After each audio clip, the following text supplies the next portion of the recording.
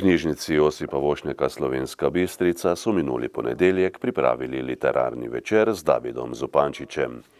David Zupančič je mladi zdravnik, ki je na začetku epidemije COVID-19 leta 2020 v urgentni ambulanti klinike za infekcijske bolezni in vročinska stanja Ljubljana potrdil prvi primer okužbe z virusom v Sloveniji. Knjiga Življenje v sivi coni je nastala ravno v času pandemije. Z avtorjem knjige se je pogovarjala Mojca Plaznik-Plavec. Rad pišem in bi rad še pisal, kar jaz zagotovo sem. Tudi ko sem pisal to knjigo, sem si vedno mislil, želim si, da bi jo veliko ljudi prebralo, tudi zaradi tem, ki jih obravnavam, ampak to, kar se je zgodilo, je bilo pa potem en velik pozitiven šok. No.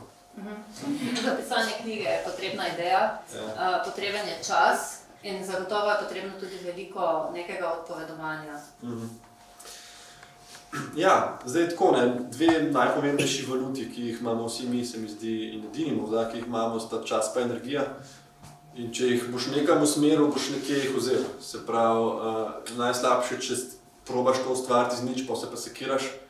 Zdaj bom napisal knjigo, pa 2 meseca nič ne pišeš, pa si pa tako, jaz se ne morem nič lotiti, jaz ne morem nič. Ja, ampak če si zraven mama, pa delaš, pa študiraš, pa doktorski, pa dežuraš, pa telovadiš 4-krat na teden, boš mogel nekje zreducirati. Jaz seveda sem imel to krasno priložnost v življenju, da sem nekje 3-4-5 ur na dan igral računalniške igrice. In ko sem to iskal interval, kam bi umestil pisanje, je bilo dosti preprosto. Sem računalnik nesel v klet in napisal knjigo.